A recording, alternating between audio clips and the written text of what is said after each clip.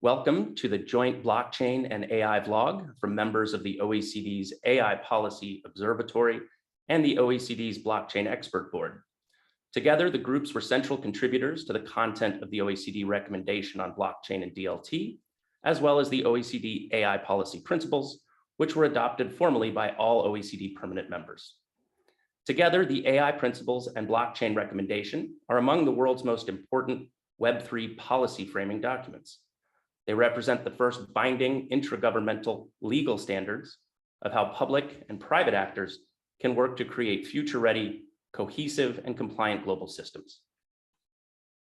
I'm Benjamin Yablon, co-founder of Salt Blockchain, the first platform to lend against digital assets, and I'm the founder of Orbu AI, a prediction market powered by AI and collective intelligence. Our guest today needs little introduction. He is the founder and CEO of Binance, Changpeng Zhao, informally known as CZ. CZ, thanks so much for being here. I'm going to turn things over to my co-host Cyrus for a quick intro and our first question. Thanks, Ben, and thanks very much, CZ, for joining. We're excited to have this call. So my name is Cyrus Hodes. I am with the OECD AI Compute and Climate Expert Group currently, and I work with the OECD since 2017 on AI governance issues. I'm also an entrepreneur. The last company I co-founded is Stability AI, which was an early entrant in the generative AI market. And I'm now working on a more solid platform called AI GC Chain, leveraging for the first time blockchain to bring generative AI solutions to LLM trainings and deployments. So we're very, very excited to have this conversation with you. And I'm going to start with the first question on AI and blockchain. I'm interested to understand, how do you view the interaction between AI and blockchain? In your mind, are they separated or linked? Okay, well, thanks for having me here. Thanks, Ben, and thanks, Cyrus. Yeah, so I think AI and blockchain are very closely attached. They're both new technologies. They are separate technologies, to be precise, but they're going to be used in fairly interlaced ways. So the application will be very commingled. Blockchain offers a much more transparent way of looking at transaction data, monetary data, on-chain data, etc. And that data is now very readily available to AI, big data analysis, etc. And also with recent advancements in ChatGPT, etc. So even before that, our customer support, today 75% of our customer support inquiries are handled by an AI bot. And they usually reach somewhere between like 90% first contact resolution. So the first time they ask a question, they get a response, that usually solves the problem. We also use AI very heavily in risk monitoring. So any fraudulent transactions, market manipulations, stuff like that. Also on KYC, AML, you know, when you have to hold a passport in front of you and take a photo, some people try to Photoshop that. Again, we use AI solutions to detect that. We use both in-house and third-party solutions to do that too. Even like, you know, PEPs, PEP, right? Politically exposed persons, those databases, some people have similar names. Again, AI is used to detect that. And I think a lot of our clients use AI in their trading algorithms, right? So they look at charts, they look at candlesticks, and then they try to place trades. So I think, yeah, and then a lot of the blockchain and analytics software use AI in that too. So I think also blockchain helps AI too. Now, if you have artificial intelligence, right? So we could have self-driving cars that charge per ride, and they will accept you most likely crypto or some kind of digital payment. So blockchain is a native digital currency that can be used in many different machines, bots, etc. So yeah, I think we'll see them co-develop together, even though they're separate technologies. Excellent. Appreciate that.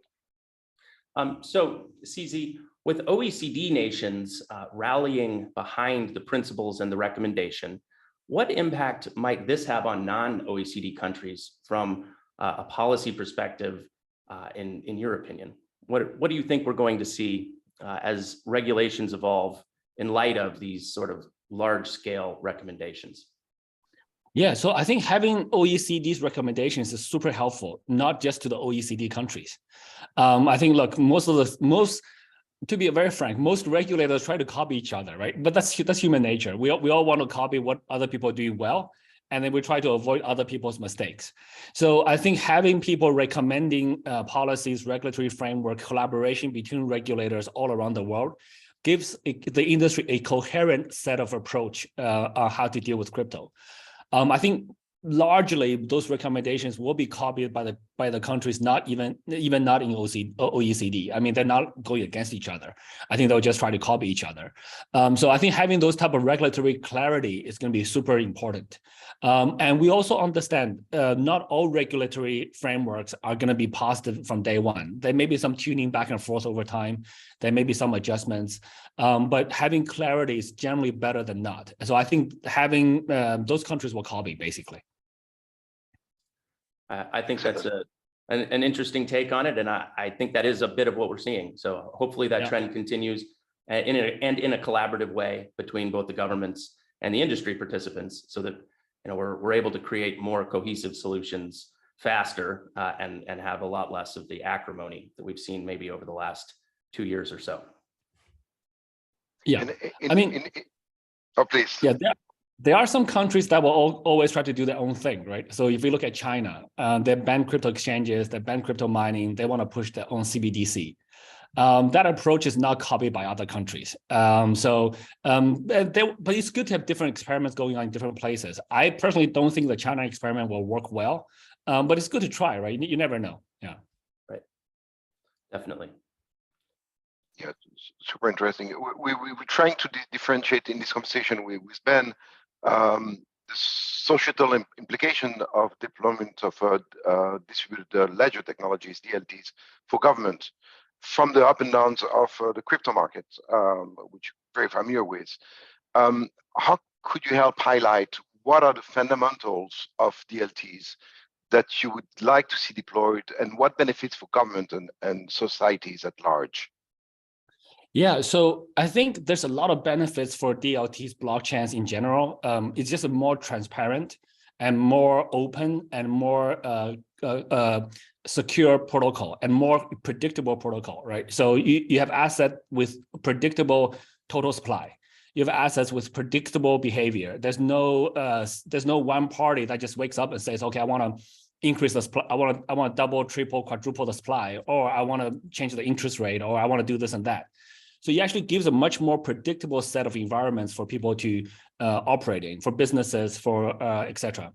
It also offers entrepreneurs to raise money globally using blockchain technologies, what people call ICOs, IEOs, whatever they call it.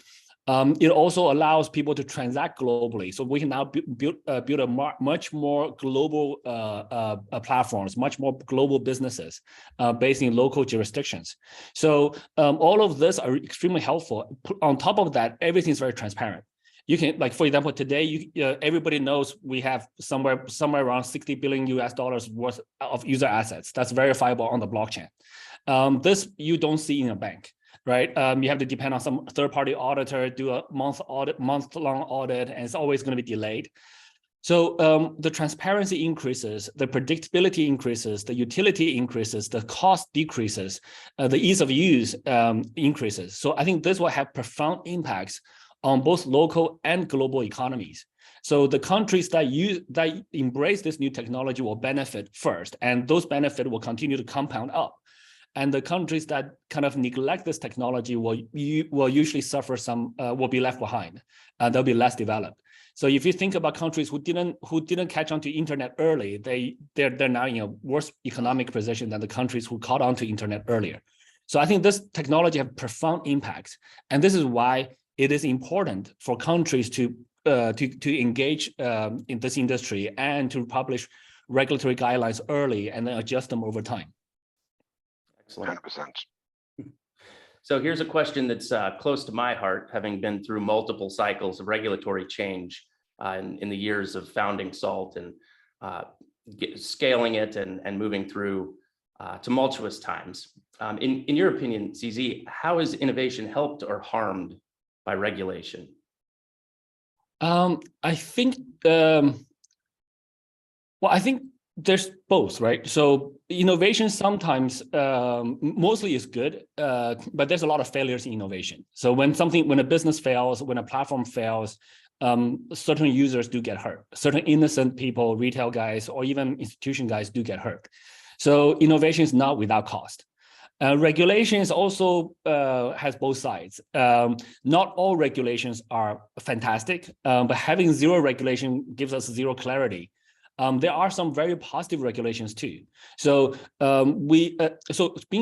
if I put my regulator hat on, right? If I just want to be a simple regulator, then it's very easy. I just shut everything down, then there's no risk. But then 10 years later, my economy is gonna suck.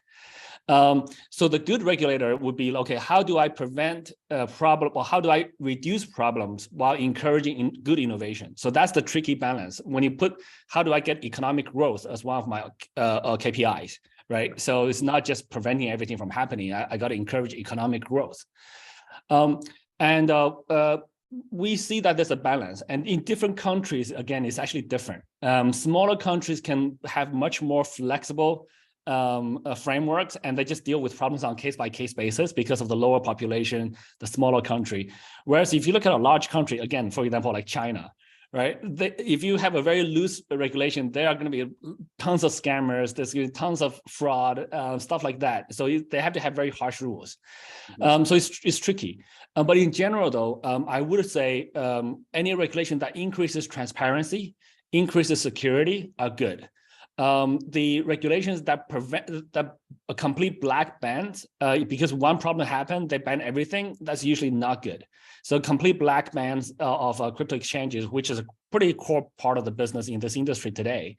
Complete bans of mining, which is a core infrastructure. Those are just generally not good. So we need, the regulators need to understand that with fast innovation, there's bound to be some problems. Just because one problem happened, you don't kill the entire industry. So I think today, to be very frank, we're seeing overreaction in many places because, FTX, Three Arrows, Luna, which is a bit unfortunate. And now the naysayers have their strong voice. But what happened in the last week or so, we're seeing the banks failing, et cetera. And those guys are now kind of, well, crypto is actually a hard asset. Bitcoin is going up, the major crypto is going up. So we're getting that voice back, we're getting that balanced voice back a little bit. So we'll see how things go.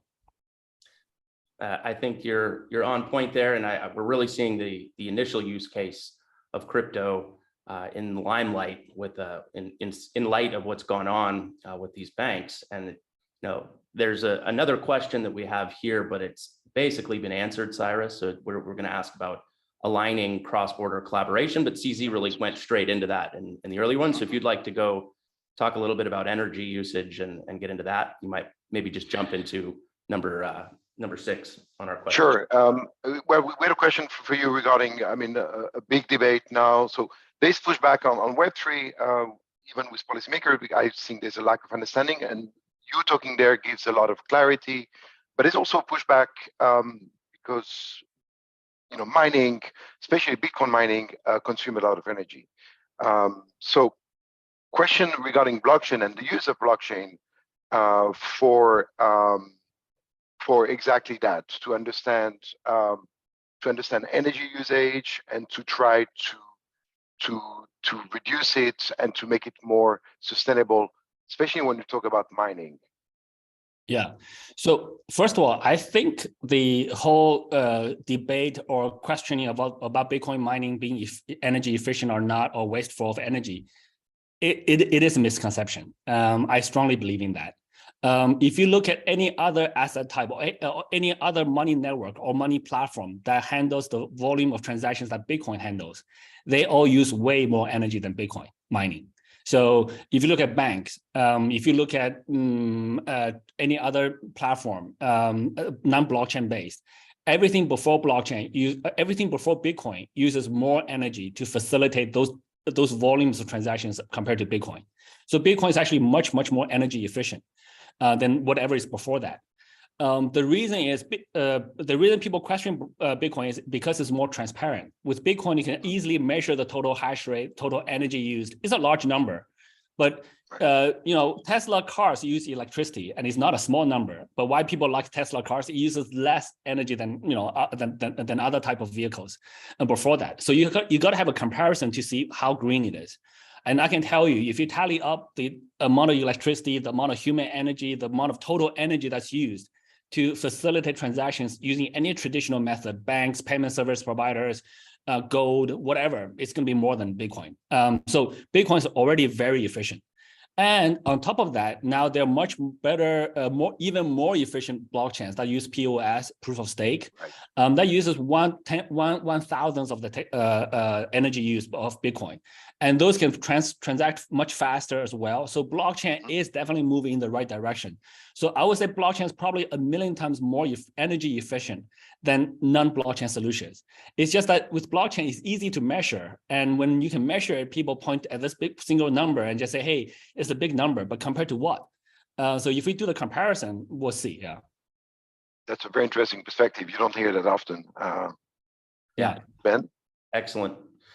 We kind of wanted to shift a bit toward outside use cases and things like smart grids and blockchain. Do you have a particular take on the future of smart grids as they relate to these Web3 innovations? Is that something that Binance has an eye on? Yeah, what do you mean? What's your definition of a smart grid? I apologize for not knowing the term. So energy usage being metered using blockchain systems, so being able to measure the amount going. So really looking at DLT as a technology solution and an underpinning for large-scale grid projects, rather than as the pure use cases around transaction mechanisms related to crypto. So really sort of a tokenization of energy on these sort of smart grid future mechanisms. Yeah. So there are so many good use cases for that. I think that's I think we are so early in the industry that so everybody's focused on transactions and money, and no one's really focused. There's quite a number of people who try, but it's not large scale adoption in terms of other use cases of blockchain. Yeah. Using blockchain to meter smart grids, energy use, and then building incentive structures that rewards those kind of very local use cases are easy to do in smart contract in concept. Mm-hmm. And in practice, it does take quite a bit of implementation and adoption, but blockchain can definitely be used for that. And again, with anything using blockchain, then the incentive structure will be highly automated, which means that you will need less people to monitoring, less spreadsheets, less end of the month payments, rebates, etc. All those economics done in real time using a smart contract on a blockchain. So you can do all of that stuff on the blockchain. So for energy use, for land title rights, for many different things. But we're not even. I wouldn't say we're even at the tip of the iceberg yet. We haven't even broke the tip yet. Right. So so I think there are huge implications there. So but I do think we will get there, and because blockchain now has a huge benefit effect for being able to help fund those projects. So if you launch one of those projects, you issue a token, you raise money right away. And then those blockchain projects will be better funded or more easily funded than traditional projects. So I do think we'll get there. But right now we still focus. I think most of the industry is still focused. Is Bitcoin a security or commodity or some other thing, right? So we're still very early. Still a lot to sort out to understand the sort of the global playbook of what you can build, and building a smart grid where one government is looking at the movement of the asset under one regulatory framework, you're trying to send it cross-border and somebody looking at it differently is never going to scale. So that's, I'd say from what I'm hearing, you're looking at that as part of the future, certainly not a fad, but certainly part of the future, but still until we've sorted these base layer regulatory questions, there's a bit of time decay built in to getting these things launched. Absolutely. But I think there are multiple projects, multiple groups working on that. There are 2 or 3 projects in Australia working on power-related blockchains. There's many projects being worked on. I think as soon as one of those projects get decent adoption, then this thing takes off. Right. So and they're building. So they've been building for the last 5-6 years. So it's not like completely blank. Yeah. Right. There's another comparison between blockchain and AI is the cyclicality of both markets. So right now, as you very well know, we describe some kind of a crypto winter, and this is really coming from the AI winter and cycle back there. So now AI through generative AI is really much the hype, and blockchain and web3 is put in the back burner in a sense. But this is cyclical. But so based on this knowledge and what you're talking about, tip of the spear, what would be your prediction for the future, with both these technologies and the impact on societies in the years to come? Yeah, okay. So there's a few different parts in that question I will try to break up. I think markets are cyclical just because of human beings. It's because of mass psychology. It's not crypto, it's not stock, it's not banking, it's not currencies, it's not FX. It's just if you have a group of people, if you have because of mass psychology, markets go in cycles. When something new happens, some early adopter will buy it first, and then other people follow, and the price goes up. What we call the mass adoption comes in, and then everybody buys. Price overshoots, and then when everyone kind of finishes buying, then the price start to drop, and everyone panic, and then so we go through cycles because of fear, greed. That's just human psychology. Like whenever you have mass psychology, the market's moving in cycles. This is why we see it in stocks, we see it in everywhere else. And crypto, given the new market, has more clear demonstrations of that. But look at banks, right? We're seeing banks going through a cycle right now. So the cycle aspect of it will continue to persist when humans are involved. And so with AI, will they be smarter than us? And they will certainly be less emotional, but they may want to play into that emotional cycle. Who knows? So if you have a bunch of AI, I actually don't know how the market will be changed. The other thing, though, is but today, the thing that's constant is the amount of innovation, the amount of people building new solutions, new technologies. And as a human society, as a mass, we're basically a mass hive mind. When a concept is into hundreds of millions of people's head, you can't erase it, right? So today you can't erase Bitcoin. Well, you can shut down the Bitcoin network. If everybody agrees to do so, then there will be Bitcoin too. Or there's already a million different other copycat coins, forks. So and whenever there's a new innovation, people get that concept, and people will try to improve on that, and will try to iterate. So I think the innovation is a consistent, sometimes a little bit choppy, but it's generally a consistent line increasing. But the market will always move along those lines up and down. So that's just market behavior. And so prediction for the future, beyond the cyclicality of it.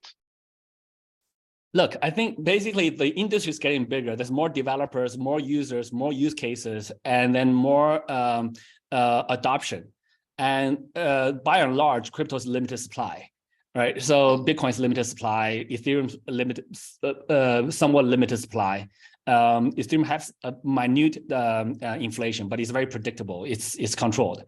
BNB is limited supply. So with more demand, more users coming in, more use cases being built on those blockchains, I'm very positive. I don't want to make any market predictions, but for me, if you're a day trader, then you got to predict prices very accurately. But if we're in this industry for 5, 10, 50 years, then you don't need to predict prices. It's just a matter of time. So that's how I view it. Yeah. Interesting. Excellent.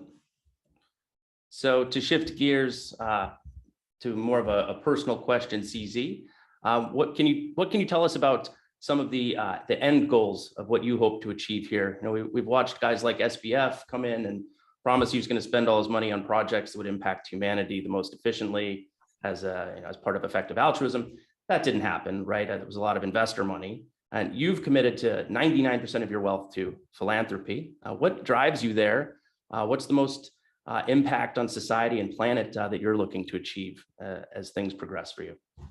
Sure. So there's a couple of things there. I think effective altruism is kind of made being a dirty word now because of what happened with SBF.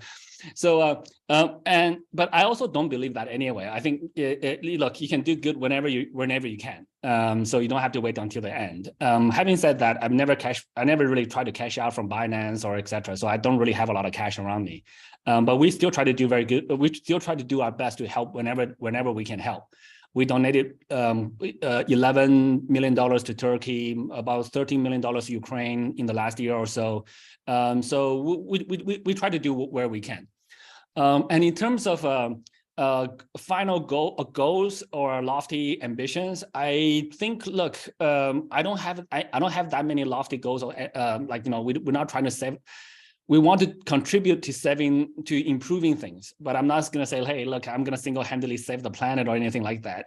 Right. But I would say that I already feel extremely fortunate that I think I'm already doing the most impactful thing I could be doing. And I'm fortunate enough in a position that we have a strong team, strong platform that's doing a very impactful thing already. So today, Binance helps hundreds of millions of people around the world to improve financial access, to have access to cheap transactions, low-cost transactions, fast transactions, to be able to pay, to be able to earn, to be able to save. So we are really already increasing financial inclusion, and we are helping people financially.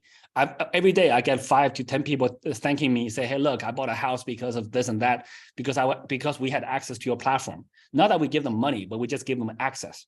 So for me, that is already the most rewarding thing. I can't think of anything else I can be doing that's more rewarding, that's more impactful for me. So I'm already at the position that I'm super lucky. And do I need to do something more or less? Like I'll just try to do the best I can. So for me, like I'm already at this place where I feel very happy, very rewarding. And if I can continue to do that, I'm already extremely happy. I'm not trying to do something 10 times more, or I don't care about, like, you know, wealth rankings, all this other stuff. So money, I'm not going to spend, according to different estimates by different people, they're all opinions. Many of them say I'm quite rich, but when I look in my wallets, I don't have that much money. But I do think we have very high impact. We can help other projects in the space to build. We can help users. We'll continue to build on those positive impacts, and that's rewarding for me. This is why I never needed to cash out. I never needed to spend that much money on different things. So yeah, for me, it's no longer a goal oriented. I just want to be. I'm just happy to do what I'm already doing. Got it. So keep going is the answer that I'm pretty much. Yeah, that's outstanding. Very good. Cyrus, any final thoughts before we finish things off? CZ, any final words? Really thanking CZ for this. Yes, CZ, any final thoughts? Yeah, no, and I also want to thank both of you and everybody else that's working on the OECD frameworks, the recommendations. I think that's a very important thing for the industry and for the globe as well. So it is a collective community effort. We do what we can. You guys are doing some really important part of the job. I think we just collectively got to try to move things forward in the most positive way possible. So yeah, thank you so much. Outstanding. Thank you both. Appreciate that. All right, and thanks for having me on the chat. Yeah. Anytime. We should check back again in a few months and keep updating. Lots to discuss. It's going fast. Absolutely. Yeah. It is moving super fast. Yes, indeed. Thanks a lot for your time, CZ. Really appreciate it. All right, thanks, guys. Yeah. Bye-bye. Bye. Take care. Bye-bye.